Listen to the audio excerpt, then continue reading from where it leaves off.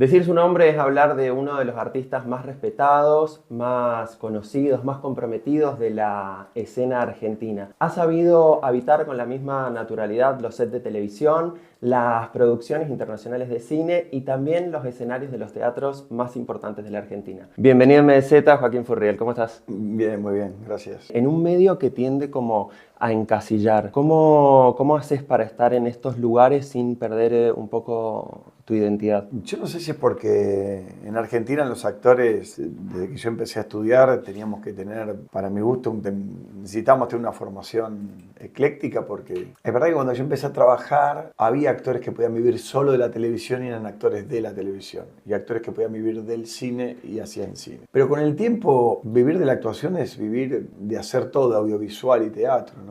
Aunque hay actores que están muy asociados al teatro exclusivamente, u otros que están asociados al mundo audiovisual. La formación que yo tuve es una formación académica dirigida hacia el teatro específicamente. Estudié en lo que actualmente es la Universidad Nacional de las Artes, la UNA. Estudié de todo, desde tango y folclore hasta clown, mimo, además de diferentes géneros teatrales y las escenas y de actuar, ¿no? Lo que pasa es que cuando empecé a trabajar a los 23 años profesionalmente, empecé haciendo teatro, el Teatro Cervantes, y ahí me llamaron para un programa de televisión. Y empecé a trabajar sin parar en la televisión. Y en paralelo iba eligiendo muy bien, tenía una buena curaduría de qué obras de teatro quería hacer, porque con la tele empezaba a tener mucho tiempo en la televisión trabajando y menos tiempo para poder dedicarle al teatro, que era para lo que me había preparado. En realidad la televisión lo que te daba era la pantalla para que la gente después te vaya a ver al teatro. El ciclo era muy estimulante, porque la televisión en aquel momento te funcionaba como un lugar que también invitaba a que los espectadores te puedan seguir viéndote en algo si es que se interesaban en acompañarte, ¿no? Pero claro, yo no había hecho teatro, no hacía teatro comercial en aquel momento, hacía teatro en el Cervantes o en el San Martín. Era un poco raro porque normalmente parecía que estaba equivocado en hacer eso, pero yo tenía claro que en teatro quería crecer hacia un lugar que si no hubiera hecho todo ese recorrido en el teatro que hice, no podría estar haciendo hoy el Ricardo III que estoy haciendo en esta apuesta, tan complejo, tan histriónico. Es un showman, un tipo que actúa todo el tiempo, como un farsante de la crueldad. Entonces, siento que la combinación de todo mi aprendizaje en teatro y también el aprendizaje que tuve con lo audiovisual y el contacto con el público, me dio esa posibilidad. Y de todos estos mundos por los que transitaste, ¿cuál sentís que con el paso de los años fue el que más cambió? Bueno, sin lugar a dudas, el que más cambió es la televisión, porque dejó de haber ficción en Argentina en la televisión. Entonces eso, no sé cómo hubiese evolucionado. Veo cómo evolucionó en Brasil, que sigue siendo muy potente, o en España, donde la televisión sigue siendo muy potente. Y la televisión en esos países se fue acercando a la calidad que tienen las series de las plataformas, por ejemplo. Ha mejorado mucho técnicamente la televisión en muchos países. Creo que lo que más cambió fue eso. Y también que las plataformas acercaron y le dieron vida a películas al estar ahí. Películas como El Hijo últimamente volvió a estar dentro de las 10 más vistas, una película que yo ya hice hace 5 años. O la película El Patrón, Radiografía de un crimen, que es una película que podría haber quedado en la historia, digamos. Una película que sigue viva porque las plataformas la siguen mostrando. Y es un poco, viste, el algoritmo, lo que te va mostrando de acuerdo a lo que también quieren que veas de alguna manera. Es que ocurre eso porque el año pasado se estrenó en septiembre El Refugio Atómico, una serie que yo hice con los realizadores de La Casa de Papel, una de las series más costosas que hubo en España, y varias películas que yo hice empezaron a traquear y a subir y a estar dentro de las películas más vistas en diferentes países, porque había gente que veía la serie y que después se interesaba por tu trabajo y de repente aparecía el otro. Por ahí, sí, eso es el algoritmo. Sí. En un momento, en una época donde pareciera que se le da más importancia a esto, al algoritmo, a los clics, a lo que da más rentabilidad, ¿por qué la gente sigue eligiendo ir al teatro? Porque a pesar de todo, cuando algo es auténtico, ese es para mí el mayor anhelo que tenemos, nuestra especie, la autenticidad. Todos deseamos ser auténticos, pero los gustos, las subjetividades hoy están muy fácilmente, son muy manipulables, porque nosotros ya le dimos mucha información a una máquina para que nos manipule nuestros gustos y nos lleve a un solo lugar. Uno cree que es auténtico porque te hacen sentir auténtico, pero en el teatro es un ritual donde uno va a hacer también una catarsis como espectador y donde te permitís durante más de 1 hora y media no estar con el teléfono y dejarte llevar. Y creo que otro de los beneficios que tiene, y por eso está tan vivo y es tan auténtica la experiencia, es que en el teatro cuando vos te sentás a ver algo, no tenés una postura moral o ética con lo que estás viendo. Te podés permitir reírte de cosas que en una reunión no te reirías. pero en el teatro te reís. Lo percibo mucho en esta obra. Eso justamente te iba a preguntar con Ricardo III, que bueno, nada, es una obra que se escribió hace muchísimos años. ¿Qué es lo que tiene de contemporáneo con el ahora? Primero, que Shakespeare escribía sobre la condición humana, entonces eso trasciende las épocas. Segundo, que hicimos una adaptación muy, muy específica sobre esta obra, y la versión que nosotros estamos haciendo, que dirige Calixto Vieito, que es uno de los mejores directores de Europa, que fue un lujo que pudiera venir a Argentina a dirigirnos. Yo soy amigo de él porque lo conozco de otra obra que hice en el 2010, y con ese vínculo aproveché para convocarlo para hacer Ricardo III, a ver si se entusiasmaba. Lo que para mí es muy contemporáneo es la manipulación de la verdad, que cuando hay poder, el poder necesita oficializar la historia. Es decir, la historia es esta: esto está bien, esto está mal, estos son nuestros amigos, estos son nuestros enemigos, y la idea de lo bueno y lo malo. Cuando vos oficializás la historia, cometés un montón de injusticias, y una de las grandes injusticias que se cometieron es que la historia oficial de Ricardo III lo mostraban como un monstruo físicamente, porque el tipo era jorobado. Shakespeare lo escribió así. Sí. Hace más de 10 años descubrieron el cuerpo de Ricardo III y tenía escoliosis y no era jorobado. Shakespeare escribió una fake news en su época. Sí. Y la obra tiene que ver con esto. Por un lado está la obra, que nos habla del autoritarismo, el poder, la soledad del poder, la locura que provoca el poder, la obsecuencia del poder, los problemas filiales. Y por otro lado, te demuestra que Ricardo III terminó siendo una víctima de la historia oficial. A ver, algo de lo que tiene también Ricardo III es como que él siente que la gente le debe algo, que el mundo le debe algo. ¿Vos, en tu forma de ver las cosas, crees que hoy hay gente que está motivada o que se mueve con esta lógica? Yo no sé si podría estar de acuerdo con eso. Sí creo que en muchos periodos de la historia fuimos gobernados por personas que no sienten mucha empatía por los seres humanos. Hay gente que en la vida corre el poder, hay gente que vos ves que tiene pulsión de muerte. Por a veces se autodestruye, o fuma mucho, o toma mucho, o se excede con todo y los ves unos cuerpos muy inflamados que decís,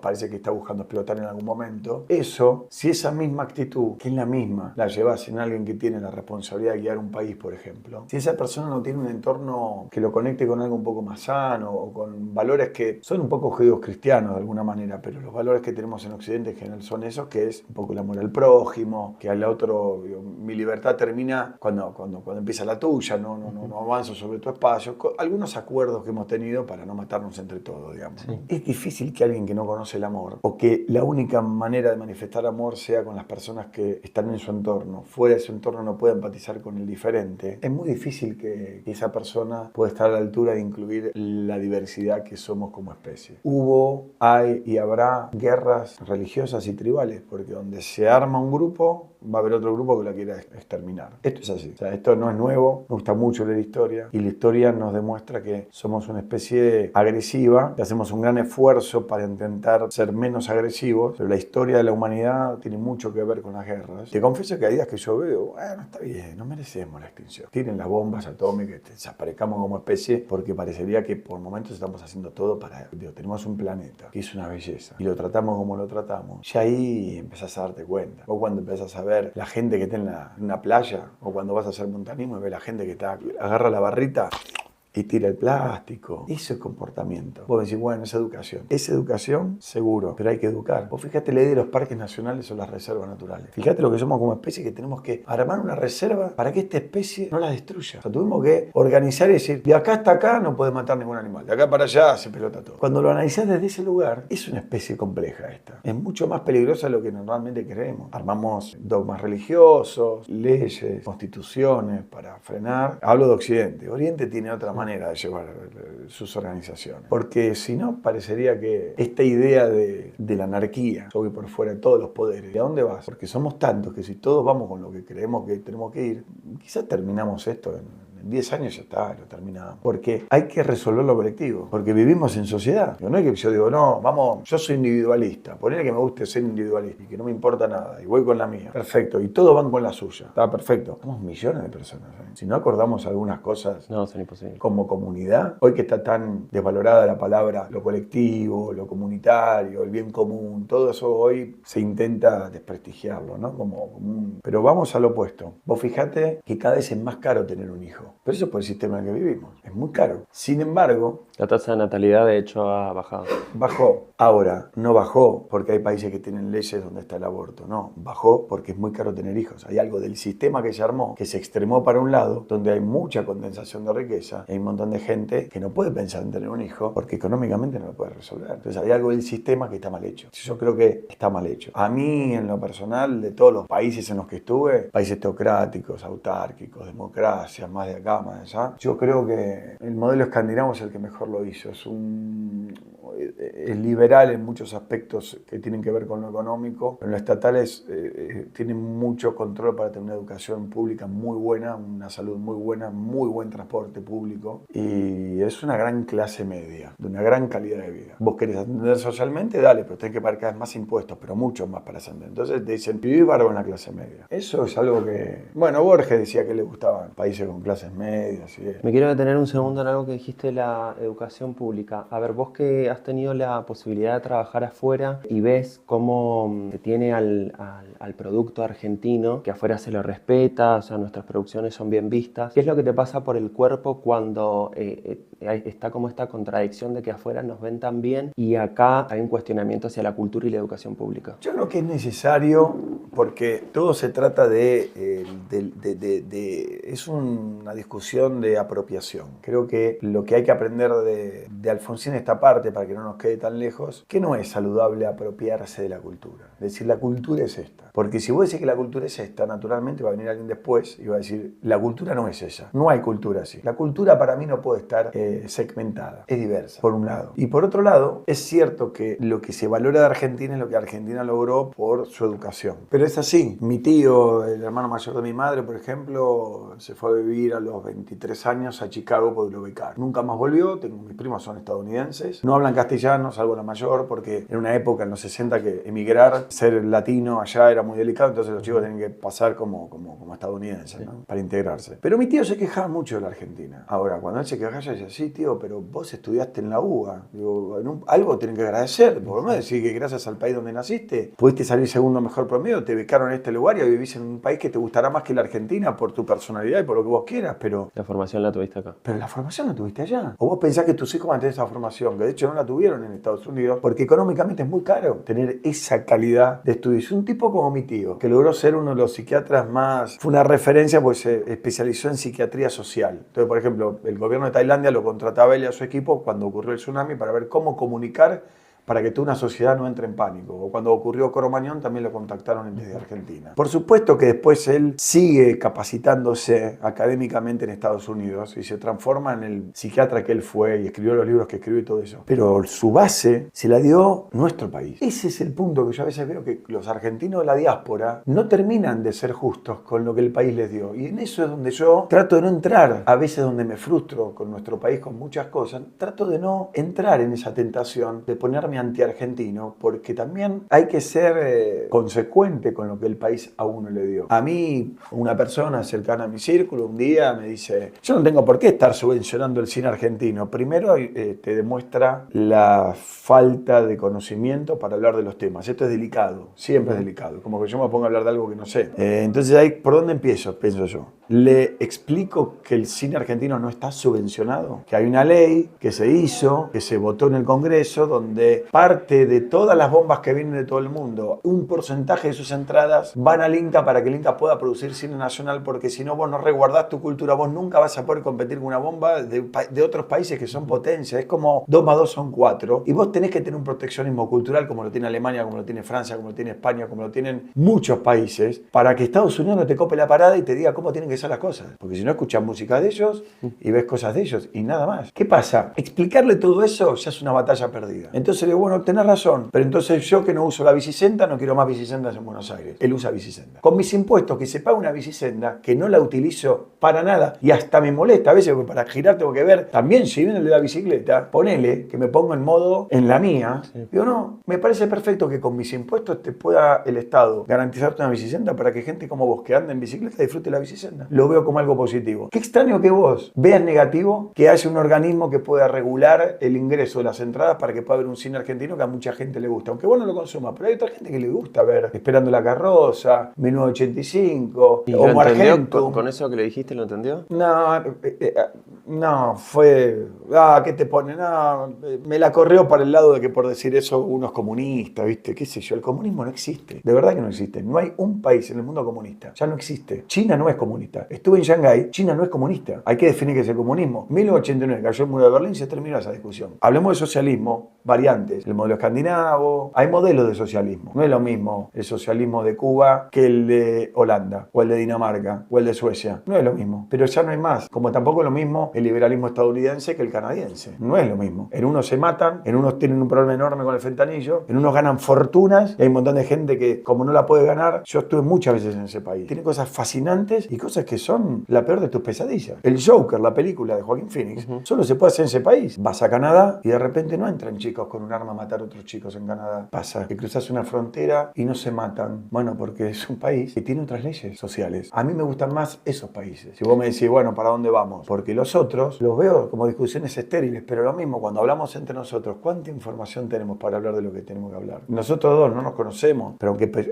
inclusive con este amigo con el que estoy hablando, nos queremos, en las cosas queremos un país que funcione mejor. Él quiere ir andando por una ruta que está toda rota y que te puedas matar, no, pero para arreglar las rutas, una parte de los impuestos tiene que ir a la ruta. Si viniera un actor joven a pedirte un consejo sobre cómo encarar la carrera, ¿le dirías que se quede acá o que desarrolle el oficio afuera? El trabajo de los actores no es como una música que es como notas universales. Hablamos con un tono, nuestra música suena de una manera diferente, por más que esas notas luego, Milo Juta no podría haber nacido en Zimbabue. Habrá algún chico en Zimbabue potente como Milo J, pero digo, es un fenómeno de este país, es una identidad cultural de este país, como también lo fue Gustavo Cerati, por más que su música dialogaba en muchos territorios. Hay un montón de cosas para valorar ahí. Creo que la actuación es contar historias, entrar dentro de las narrativas. No hay nada más emocionante que cuando vos contás tu propia historia. No lo hay. Yo creo que podemos trabajar en muchos lugares del mundo, seguramente, con cosas que son para todo el mundo. Pero es un poco ese dicho, si vos pintás tu aldea, eso es universal, porque después la van a ver de todo el mundo, pero lo que quieren ver es tu aldea. ¿Para qué la vas a pintar igual a como la pintan otros? Por eso creo que la formación es importante, tener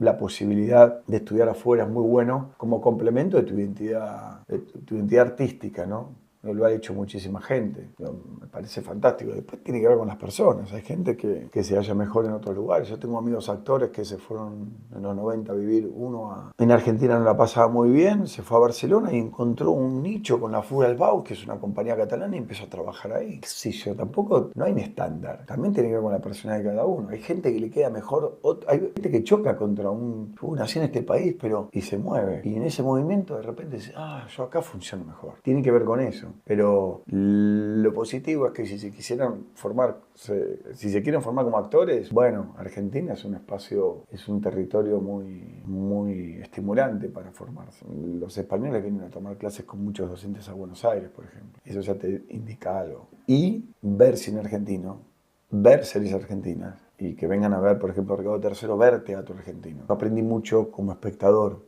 viendo obras de teatro. También para poder reconocer dónde está tu deseo, dónde te gustaría después trabajar. Si no, es una idea que no está mal, pero decir, bueno, es como si yo te dijera, quiero ser astronauta, pero ¿por qué? Porque lo vi a los de Artemis. Yo no sé qué es ser astronauta, no tengo ni idea. Pero los vi a los pibes, la verdad que qué bueno, dar la vuelta a la luna. Hay que intentar informarse un poco, como todo, ¿viste? Hay que buscar informarse para poder tomar algunas decisiones en la vida.